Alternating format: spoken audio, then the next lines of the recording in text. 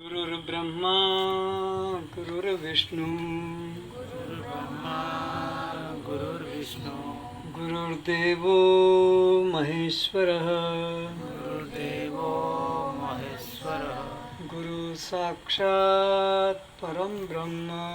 गुरु साक्षात् परम ब्रह्म। इस समय गुरु का दर्शन भी अंदर अंदर होना ही चाहिए, तभी वो गुरु साक्षात कहलाएगा, नहीं तो शब्दों में अटक के रह जाएंगे। गुरु साक्षात परम ब्रह्म गुरु साक्षात् परम ब्रह्म। तस्मै श्री गुरुवे नमः। तस्मै श्री गुरवे नमः। ध्यान मूलम गुरुर्मूर्ति। तो इस वक्त पर गुरु की मूर्ति होना ही चाहिए, अगर सामने नहीं तो हमारा कहना फिर बेकार है। ध्यान मूलम गुरुर्मूर्ति। ध्यान मूलम गुरुर्मूर्ति।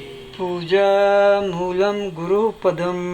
पूजा मूलम गुरुपदम। इस वक्त गुरुदेव के पादारविंद का ध्यान होना चाहिए। तस्मै श्री गुरुवे नमः। तस्मै श्री गुरवे नमः। न गुरुरोरधिकं तत्त्वं न गुरुरोरधिकं तत्त्वं। न गुरुरोरधिकं तपः न गुरुरोरधिकं तपः। तत्त्वज्ञानात् परतरं नास्ति। तत्त्वज्ञानात् परतरं नास्ति। तस्मै श्री गुरुवे नमः।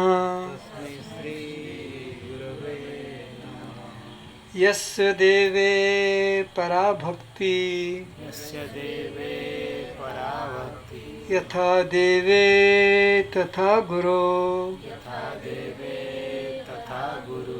तस्येते कथिता ह्यर्था तस्य ते कथिता ह्यर्था। प्रकाशन्ते महात्मनः। प्रकाशन्ते महात्मनः। अज्ञानतिमिरान्धस्य अज्ञानतिमिरान्धस्य ज्ञानाञ्जनशलाकया ज्ञानाञ्जनशलाकया चक्षुरुन्मिलितं येन चक्षुरुन्मीलितं येन तस्मै श्री गुरुवे नमः। तस्मै श्री गुरवे नमः। चैतन्यं शाश्वतं शान्तं चैतन्यं शाश्वतं शान्तं व्योमातीतं निरञ्जनं व्योमातीतं निरञ्जनं नादबिन्दुकलातीतं नादबिन्दुकलातीतं। तस्मै श्री गुरुवे नमः। तस्मै श्री गुरवे नमः। अखण्डमण्डलाकारं व्याप्तं मण्डलाकारं व्याप्तं येन सचराचरं येन सचराचरं तत्पदं दर्शितं येन तत्पदं दर्शितं येन तस्मै श्री गुरुवे नमः। तस्मै श्री गुरवे नमः। ॐ सहना भवतु सहना भुनक्तु सह वीर्यं कर्वावहै सवीर्यं करवावहै। तेजस्विनावधीतमस्तु मा विद्विषावहै। त्वमेव माता च पिता त्वमेव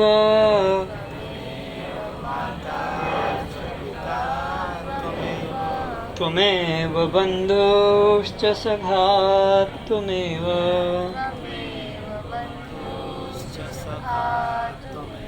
त्वमेव विद्या द्रविणं त्वमेव त्वमेव विद्या द्रविणं त्वमेव त्वमेव सर्वं मम देव देवः त्वमेव सर्वं मम देव देव त्वमेव सर्वं मम देव देवः त्वमेव सर्वं मम देव देव। इस वक्त पत्नी याद नहीं आना चाहिए, पति याद नहीं आना चाहिए, बच्चे, घर, धन धंधा कुछ नहीं। फिर उसी वक्त केवल अपना इष्ट, चाहे भगवान की गुरु, त्वमेव सर्वं मम देव देवः त्वमेव सर्वं मम देव देव।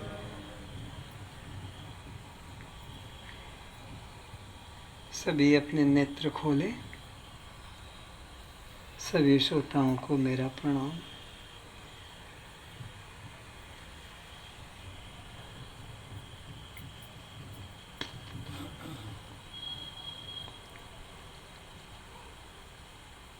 प्रसंग चल रहा है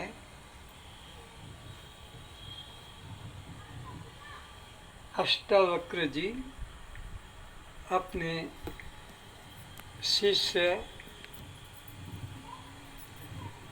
जनक के मन की परीक्षा कर रहे हैं कि मैंने जो उसे तत्व ज्ञान सुनाया है वो उसने हृदय से धारण किया है या वाणी से ही अपना विषय को दोहरा दिया है। तो उसकी परीक्षा कर रहे हैं, ऐसे ऐसे उसको झटके दे रहे हैं, झकझकोर रहे हैं कि भोग की तरफ जाता है तो भी उसको उधर से निकालना है, और त्याग की तरफ से जा रहा है तो भी उसको निकालना है। न भोग में अति हो न त्याग में अति हो, बल्कि समता भाव में। ये हार्दिक इच्छा है अष्टावक्र जी की जनक जी के प्रति। तो उसके अनुभव को अब पूछ रहे कि बता तूने क्या सीखा है, क्या समझा है, क्या मैंने जो बोला है बस वही शब्द दोहरा दिए हैं तूने? बुद्धि तेरी तेज है तो एक बार ही सुनकर याद कर लिया और मेरे को दोहरा दिया, अथवा तूने उस तत्व को अपने अंदर जिया है, पी लिया है, तो वो ज्ञान तेरा सत्य होगा। सुनाइए। हन्तात्मज्ञस्य धीरस्य खेलतो भोगलीलया न हि संसारवाहिकै मूढ़ैः सह समानता। जनक जी कहते हैं कि ज्ञानी व ज्ञान रहित अज्ञानी व्यक्ति की क्रिया समान दिखाई पड़ने पर भी निश्चय में भेद रहता है। तो अष्टावक्र जी के सम्मुख जनक जी अपने अनुभव को प्रकाशित करते हैं कि देखने में तो ज्ञानी भी मनुष्य दिखता है, अज्ञानी भी मनुष्य दिखता है। देखने में तो अज्ञानी भी गृहस्थी है, ज्ञानी भी गृहस्थी है। देखने में तो व्यवहारिक जीवन में अज्ञानी जैसे व्यवहार करता है सामाजिक पद्धति से, ज्ञानी भी सामाजिक पद्धति से वैसा ही व्यवहार करता है। पर दोनों के निश्चय में जमीन आसमान जैसा अंतर है। उनकी व्यवहारिक दृष्टि को देखकर हम अज्ञानी के साथ उसकी तुलना नहीं कर सकते कि ये तो अज्ञानी भी करता है, तो ज्ञानी नहीं। अज्ञानी के निश्चय में और अज्ञानी के निश्चय में बहुत अंतर है। इसलिए व्यवहार देखकर ज्ञानी की तुलना नहीं करना चाहिए अज्ञानियों के साथ।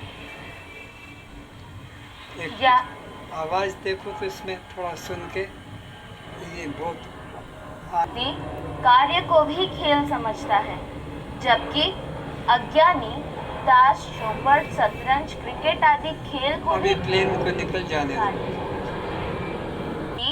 कार्य को भी खेल समझता है।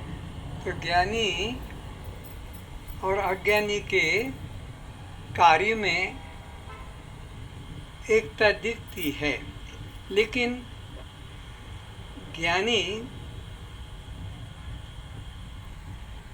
कर्म को भी खेल समझकर जीता है। अज्ञानी खेल को भी कर्म मानकर सुखी दुखी होता है। कभी देखा होगा ताश के पत्तों में, चौपड़ के खेल में, शतरंज में, फुटबॉल क्रिकेट में, या जुआ खेल में अपनी स्त्री को भी दांव लगा दिया, जिसके कारण फिर महाभारत युद्ध हुआ। लेकिन देखो, अज्ञानी खेल कर आता है तो भी ताजा अनुभव करता है, और जबकि ज्ञानी खेल को, चाहे फुटबॉल खेले, क्रिकेट खेले कि और कोई खेले, तो भी ताज़ा अनुभव करता है। और अज्ञानी उसमें अपने को कर्म में जोड़ लेता है, इसलिए वो थक जाता है। तुम खुद देखो कि लोग जिम खाना जाते हैं, लेकिन आकर वो नहीं कहते मैं तो थक गया, बल्कि फ्रेश अनुभव करते हैं। तो अज्ञानी खेल को भी कर्म बना लेता है और ज्ञानी कर्म को भी खेल बना, इसलिए उसको बंधन नहीं लगता है, क्योंकि उसमें कर्तापन का भाव, अज्ञानी में कर्तापन का भाव है, इसलिए वो बंधन रूप होता है। जबकि अज्ञानी ताश, चौपट, शतरंज, क्रिकेट आदि खेल को भी कार्य समझ लेते हैं। हार जीत, मारपीट, चाकू छुरा निकाल लेते हैं, गोली चल जाती है। इतना खेल के अंदर घोड़ों की दौड़ है, उसमें लोग हार जीत लगाते, जुआ खेलते हैं, एक दूसरे को गोली भी मार देते हैं। खेल ही है, लेकिन उसको कर्म बना लेते हैं। और संसार का भार ढोने वाले अज्ञानियों के साथ ज्ञानी के जीवन व्यवहार की तुलना नहीं की जा सकती है। तो ज्ञानी का जीवन को हम अज्ञानियों के भारवाही गधों की तरह है, उनसे तुलना नहीं कर सकते हैं। अरे वो अवतारों की भी बात देख लो। राम का अवतार मर्यादा पुरुषोत्तम, और कृष्ण का अवतार देखो लीलाधारी, 8 पटरानियाँ, ये एक ही पत्नी वाले। तो अब आप क्या कहोगे कि राम परमात्मा है, भगवान है, कृष्ण भगवान नहीं? तो अवतारों से के भी साथ उनके व्यवहारिक जीवन की तुलना नहीं कर सकते हैं। इसी प्रकार संतों के जीवन का भी सबका अपनी अपनी स्वतंत्रता है, उसमें एकता नहीं करना चाहिए कि वो संत तो ऐसा है, ये संत तो ऐसा है। कोई कर्म प्रधान, कोई भक्ति प्रधान, कोई योग प्रधान, कोई ज्ञान प्रधान। सब ज्ञानी, सब संत हैं, सब उपदेश करते हैं, तो उनका आप तुलना अज्ञानियों से नहीं कर सकते हैं। राजा जनक को कुछ कर्तव्य नहीं, फिर भी योग यज्ञ करते हैं। क्यों? कि अगर वो कर्म बिल्कुल ना करे तो ये जो अज्ञानी लोग हैं ये भी निठल्ले बन जाएंगे। अरे वो तो नहीं करता, मैं क्यों करूं? नहीं, वो कर रहा है तो उसको देख देख कर अज्ञानी लोग भी कर्म में लग जाते। इसलिए ज्ञानी को कुछ कर्तव्य नहीं, फिर भी वो अज्ञानियों को मार्ग पर चलाने के लिए कर्म स्वीकार करता है। उनके लिए कर्तव्य नहीं है। कहते हैं ना, तस्य कार्यम न विद्यते। जिसने अपने दृष्टा आत्मस्वरूप को जान लिया, अब उसके लिए कोई प्रकार के कर्म करने की जरूरत नहीं, क्योंकि जिसको पाना था उसे पा लिया, जिसको जानना था उसको जान लिया। अब उसके लिए कुछ पाने को जानने को बाकी नहीं रहा। तो ज्ञानी का जीवन अज्ञानियों के लिए कभी कभी शिक्षा का भी कारण बन जाता है। तो आप कहोगे वो तो देखो यज्ञ कर रहे हैं जनक तो, या वो तो मंदिर या तीर्थ जा रहे हैं। क्यों जा रहे हैं? कि वो जो अज्ञानी लोग हैं उनको धर्म के मार्ग पर चलाना है, नहीं तो वो बिल्कुल ही नहीं चलेंगे। इसलिए अज्ञानियों को धर्म के मार्ग पर चलाने के लिए ज्ञानी लोग भी उन्हीं के साथ वैसे ही कर्म करने लग जाते हैं, पर उनको उस कर्म में कोई प्रकार का अहंकार नहीं, कि कर्तव्यता नहीं। वो करेंगे तो कुछ लाभ नहीं और न करेंगे तो कोई उनको हानि भी नहीं। अज्ञानी को आत्मा का ज्ञान न होने से वह संसार को ही सत्य मानता है। ज्ञानी आत्मा को सत्य एवं संसार को माया, असत, अनित्य, भ्रम रूप जानता है। ज्ञानी की दृष्टि में और अज्ञानी की दृष्टि में क्या है कि ज्ञानी है को ये जो दिखने वाला जगत है ये सत्य लगता है, और नहीं दिखने वाला परमात्मा झूठा लगता है, क्योंकि आत्मा का तो कोई रूप नहीं, वो तो दिखता नहीं। तो जो नहीं दिखता है उसको झूठा मानता है, और जो दिख रहा उसको सच्चा मानता कौन? अज्ञानी। पर ज्ञानी जो दिख रहा उसको झूठा मानता है, और जो नहीं दिख रहा उसी को ही सच्चा मानता है। ये दोनों का कितना बड़ा अंतर है। प्रारब्धवश और वाधितानुवृत्ति द्वारा संपूर्ण व्यवहारों को करता हुआ ज्ञानी दोष को प्राप्त नहीं होता है। फिर से प्रारब्धवश और वाधितानुवृत्ति द्वारा संपूर्ण व्यवहारों को करता हुआ ज्ञानी दोष को प्राप्त नहीं होता है। ज्ञानी के लिए कुछ भी करना कर्तव्य नहीं है, फिर भी जिन भोगों को भोगने के लिए प्रारब्ध लेकर ये शरीर आया है, ज्ञान तो बाद में हुआ है, पर ये शरीर तो पहले से पृथ्वी पर आया है। किस लिए आया है? तो अपने संचित कर्मों को भोगने के लिए। तो वो ज्ञान होने के बाद प्रारब्ध के भोग के लिए वह कर्म करता है, लेकिन वो कर्म उसके लिए बंधन रूप नहीं होते हैं। उनको झूठा मानकर, कर्म को झूठा मानकर वह करता भी रहता है। फिर से प्रारब्धवश और वाधितानुवृत्ति द्वारा संपूर्ण व्यवहारों को करता हुआ ज्ञानी दोष को प्राप्त नहीं होता है। आगे जनक जी कहते हैं, हे गुरुदेव, जिस ज्ञानी ने नाम रूप संसार के अधिष्ठान आत्मा को मैं रूप से जान लिया है, वह किसी भी विषय या परिस्थितिवश विक्षेप को प्राप्त नहीं होता है। अष्टावक्र जी के एक एक प्रश्न का उत्तर वो दे रहा है, कितनी नम्रता से, सरलता से, कि जिसने अपने आत्मस्वरूप को जान लिया है, हे गुरुदेव, जो आत्मनिष्ठ है, अब उसके लिए वो कर्म करे अथवा न करे कुछ अंतर नहीं पड़ता है। यदि विद्वान पुरुष या स्त्री प्रारब्ध कर्मानुसार संतानार्थ संभोग में प्रवृत्त होते हैं, तो भी मूढ़ बुद्धि वाले अज्ञानियों के साथ उस ज्ञानी के कर्मों की तुलना नहीं हो सकती है। जैसे कि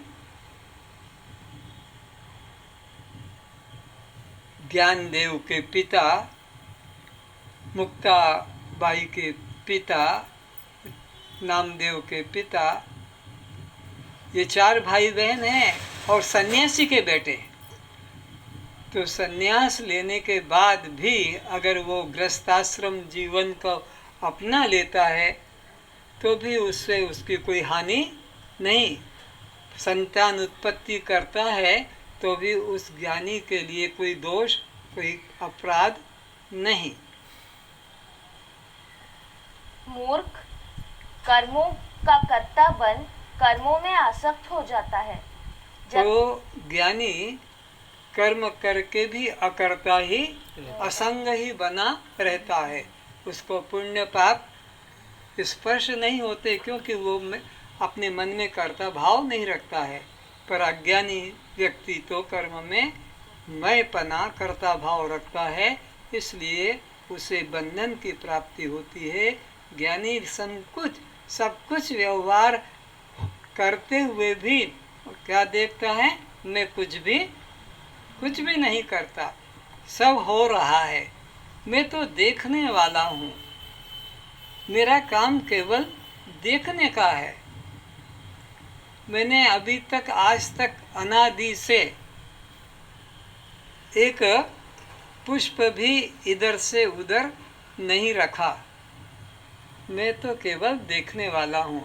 तो ज्ञानी ये निश्चय में रहता है कि इंद्रियाणि इंद्रियार्थेषु वर्तन्ते नैव किंचित करोमिति युक्तो मन्यते तत्त्ववित्। आत्मा को जानने वाला, साक्षी भाव में जीने वाला ज्ञानी यह जानता है कि मैं कुछ भी नहीं करता। कौन करता है? इंद्रियां ही, आँख ही रूप में जाती है, कान ही शब्द में जाता है, यह वाणी ही शब्द में जाती है, या यह नासिका ही गंध में जाती है, या त्वचा ही स्पर्श में जाती है। इंद्रियाणी, इंद्रियार्थ अपने अपने विषय में वो विचरण करती है, किंतु नैव किंचित करोमिति, मैं कुछ नहीं, मैं तो देख रहा हूँ कि ठीक दिखता है कि नहीं, ये मैं देख रहा हूँ। ठीक सुनाई पड़ता है या नहीं, ये मैं देख रहा हूँ। ठीक सुगंध आ रही कि नहीं, ये मैं देख रहा हूँ। ठीक स्वाद आ रहा है या नहीं, ये मैं देख रहा हूँ। देखने का मतलब यहाँ आँख से देखना ही देखना नहीं, बल्कि जानने को भी वेदांत में देखना ही कहा है कि कान ठीक से सुन रहे हैं या नहीं सुन रहे हैं, ये मैं जान रहा हूँ, तो इसको देखना भी कह सकते हैं। तो ज्ञानी इंद्रियों के कर्मों में कर्तापन का अभिमान नहीं करता, बल्कि दृष्टा भाव, साक्षी भाव, पूरे जीवन भर वह व्यवहारिक जीवन अपना लेता है प्रारब्ध के अनुसार। अज्ञानी की तरह वो सब कुछ कर्म करता है, लेकिन फिर भी अपने मन में लेश मात्र भी कर्तापन भाव जगता नहीं। जबकि ज्ञानी कर्मों का साक्षी रहता है। तो ज्ञानी और अज्ञानी में अंतर क्या है? दोनों का जीवन संसार की में समान दिखता है, पर निश्चय में दोनों में अंतर है। क्या अंतर है रमेश?